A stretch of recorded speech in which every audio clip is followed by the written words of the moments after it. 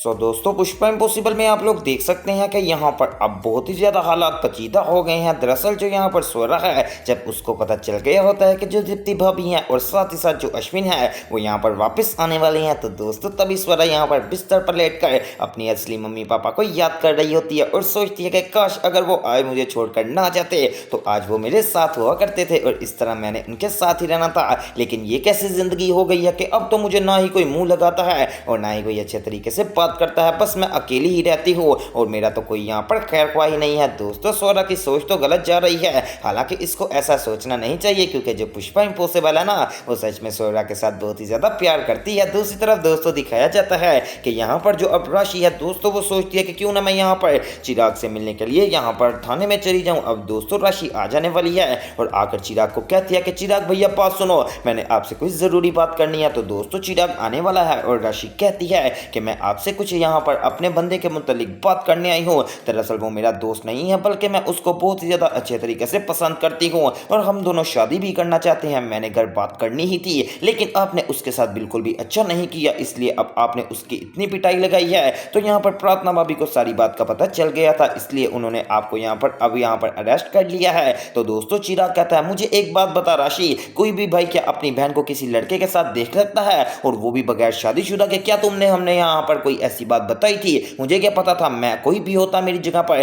तो उसने ऐसा ही करना था। तूने ये बहुत ही ज्यादा घटिया हरकत की है। अब दोस्तों यहाँ पर जो राशि है वो कहती है ठीक है भाई मैं आपकी बात मान लेती हूँ कि मैंने घटिया हरकत की है, लेकिन मुझे सच में नहीं पता था कि आप यहाँ पर देख लोगे और कुछ ऐसा यहाँ पर कदम उठा लो कि आपने ये बहुत ही ज्यादा गलत किया है कि बेचारे को मारा। अब वो हॉस्पिटल में एडमिट है और उसके अगर माता पिता को पता चल गया तो आपको पता है वो कुछ भी कर सकते हैं, क्योंकि वो यहाँ पर कोई छोटा मोटा लड़का नहीं है बल्कि उसकी माँ बहुत ही बड़ी यहाँ पर अच्छे इदारे में काम कर रही है और उसकी बहुत ही ज़्यादा यहाँ पर वाकफियत भी है। अगर उन्होंने यहाँ पर कोई भी बात करने की ठान ली तो काम काफ़ी ज़्यादा ख़राब हो सकता है। अब दूसरी तरफ दोस्तों दिखाया जाता है कि यहाँ पर जो आईपीएस प्रार्थना है ना दोस्तों वो अपने मम्मी पापा यानी कि बखुद्रा सेठ और सुशीला के पास आने वाली है। तो साथ ही बखुद्रा सेठ कहता है हाँ प्रार्थना क्या बना, यहाँ पर तूने डाइवोर्स ले ली या फिर नहीं? तो दोस्तों प्रार्थना कहती है पापा आप ये कैसी बात कर रहे हो, डाइवोर्स ले ली? यहाँ पर चिराग तो मेरा अभी यहाँ पर हस्बैंड है, हमने कुछ भी ऐसा नहीं सोचा। तो दोस्तों साथ ही बखुद्रा कहता अबे प्रार्थना जल्दी बेटा उससे डाइवोर्स ले और यहाँ पर अपने आप को अलहदा कर ले। दोस्तों जब बखुद्रा सेठ ये बात करता है ना तो प्रार्थना यहाँ पर गुस्से में आ जाती है और वो कहती है कि पापा आप मुझे एक बात बताइए, क्या चिराग में क्या कमी है? उसने यहाँ पर मुझे आईपीएस बनने में बहुत ही ज्यादा सपोर्ट किया है और हर मामले में जहाँ पर कोई नहीं खड़ा होता था वहां पर मेरा हस्बैंड चिराग जरूर खड़ा होता था और आज आप ही कह रहे हैं कि उसको छोड़ दो। फिर आपने मेरी उसके साथ शादी क्यों करवाई थी? मेरा आज भी उससे उतना ही प्यार है, लेकिन चिराग की कुछ हरकतें मुझे बहुत ही बुरी लगती हैं। जब भी वो हरकतें यहाँ पर छोड़ देगा हमारा दोबारा से पैचअप हो जाएगा, इसलिए आप मेरी बात में मत बोलो। अब दोस्तों बखुद्रा सेठ जो कि सोच रहा था कि मैं अपनी बेटी को कहूंगा कि अपना घर अलहदा कर लो और वो उसकी बात मान लेगी, वो यहाँ पर ये बातें सुन के खामोश हो जाने वाला है कि कहीं उसकी बेटी ज्यादा ही गुस्सा ना कर ले। अब दोस्तों सुशीला कहती है कि बखुद्रा जी वैसे बात तो आपकी बेटी बिल्कुल ठीक कर रही है कि तब भी तो आपने ही उसको चुना था ना और आज आप उसको यहाँ पर खामियां निकाल रहे हैं, ऐसा थोड़ी होता है। तो दोस्तों साथ ही बखुद्रा सेठ कहता है कि ठीक है प्रार्थना बेटा जैसा तुझे बेहतर लगे वैसा ही कर लेना। दूसरी तरफ दोस्तों अब जो पुष्पा इम्पॉसिबल है जब वो अपने यहाँ पर काम के लिए यानी कि लॉयर के काम के लिए जाने लगती है तभी सामने से राशि आ जाने वाली है। तो पुष्पा खड़ी हो जाती है और वो कहती है कि हाँ राशि सुना क्या हालत है? तो दोस्तों राशि कहती है मम्मी मैं बिल्कुल ठीक हूँ। दरअसल दोस्तों अब राशि को अपनी गलती का एहसास हो रहा है कि मैंने आज मम्मी के साथ कुछ ज्यादा ही बदतमीजी की थी। तो दोस्तों राशि खड़ी होकर कहती है कि मम्मी सुबह जो मैंने किया वो मैंने बहुत ही ज्यादा गलत किया था, मैं उसकी आपसे यहाँ पर माफी मांगती हूँ। तो दोस्तों पुष्पा कहती है हाँ राशि मैं भी सोच रही थी कि मैंने यहाँ पर तुझे कुछ ज्यादा ही डांट दिया है, अब तू बड़ी हो गई है, अब तुझे बस हम यहाँ पर प्यार से समझा सकते हैं, लेकिन बेटा मेरी बात सुन, ये बात यहाँ पर तूने बहुत ज्यादा गलत की थी, कम से कम तू मुझे तो बता उस लड़के के बारे में, ताकि अगर तेरा कोई ऐसा वैसा प्लान है भी था तो मैं तेरे साथ मिल जाती, फिर तुझे यहाँ पर कोई भी टच नहीं कर सकता था। तो दोस्तों राशि कहती है मम्मी मेरे से गलती हो गई, वो मैं उसके साथ इतनी अटैच हो गई थी मुझे टाइम ही नहीं मिला बताने का। तो दोस्तों पुष्पा कहती है राशि ये बात मत करके टाइम नहीं मिला, ये क्या कि तूने अभी बताना नहीं चाह रही थी, ये भी तो हो सकता ना कि तू बाहर के बाहर शादी कर लेती। तो दोस्तों साथ ही राशि कहती है अरे मम्मी ये कैसी बात कर रहे हो, मैं आपको छोड़कर कभी शादी थोड़ी कर सकती हूँ, वो तो बस मेरा अभी दोस्त था, मैंने आपको जरूर बताना था। अब दोस्तों पुष्पा यहाँ पर राशि को माफ कर देती है और राशि जल्दी से बढ़ती है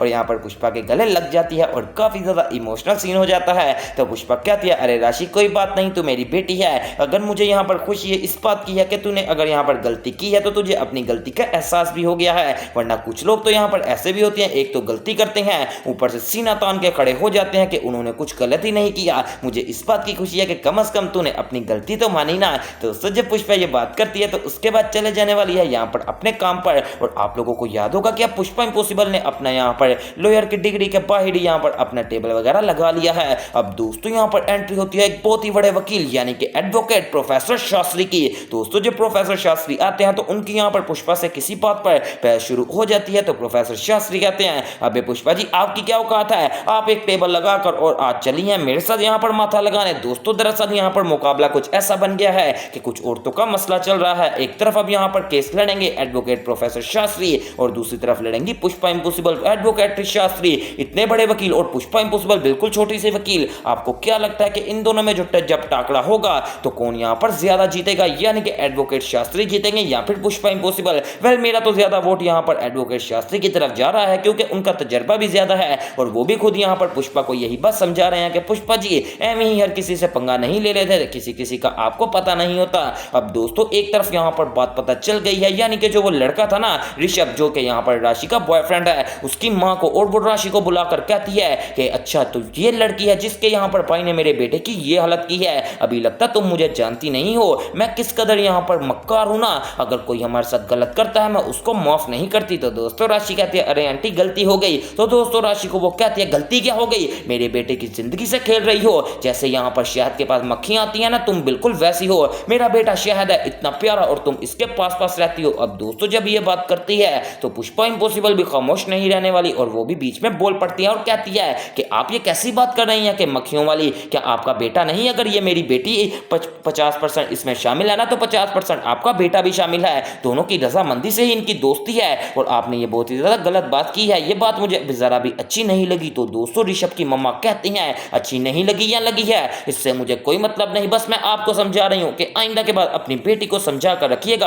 अगर मेरे बेटे के आसपास भी नजर आई तो मैं इसको कभी माफ नहीं करूंगी। दोस्तों जब पुष्पा ये बात सुनती है तो आगे से बोलने लगती है, तभी राशि कहती है मम्मी आप खामोश हो जाओ, कोई बात नहीं, इस टाइम वो यहाँ पर अपने राइट पर है। दोस्तों आपको क्या लगता है कि यहाँ पर अब जो ऋषभ है और यहाँ पर जो यानी कि राशि है इनकी लव स्टोरी मजीद आगे चलेगी या फिर नहीं? फिलहाल मुझे उनकी लव स्टोरी का तो नहीं पता, लेकिन यहाँ पर जो चिराग और प्रार्थना है ना इन दोनों की लव स्टोरी अब बहुत ही ज्यादा बढ़िया हो जाने वाली है क्योंकि मुझे पूरी उम्मीद है अब इनका पैचअप हो जाएगा। और दूसरी तरफ जो अश्विन वगैरह आ रहे हैं बाहर के मुल्क से, आखिरकार वो यहाँ पर जो उनका बेटा है अंश वो आखिरकार कितना बड़ा हो चुका होगा, ये सब देखने के लिए यहाँ पर हर बंदा काफी ज्यादा एक्साइटेड बैठा है। और आज से 7 साल पहले यहाँ पर क्या ही हालात हुआ करते थे, लेकिन फिर से दोस्तों अब प्रार्थना के दिल में यहाँ पर चिराग के लिए मोहब्बत पैदा हो गई है। तो आने वाले मजीद एपिसोड देखना मिस मत कीजिएगा और इस तरह की मजीद अपडेट्स के लिए मेरे चैनल स्पाइसी एंटरटेनमेंट को सब्सक्राइब करें और वीडियो को ज़्यादा से ज़्यादा शेयर करें।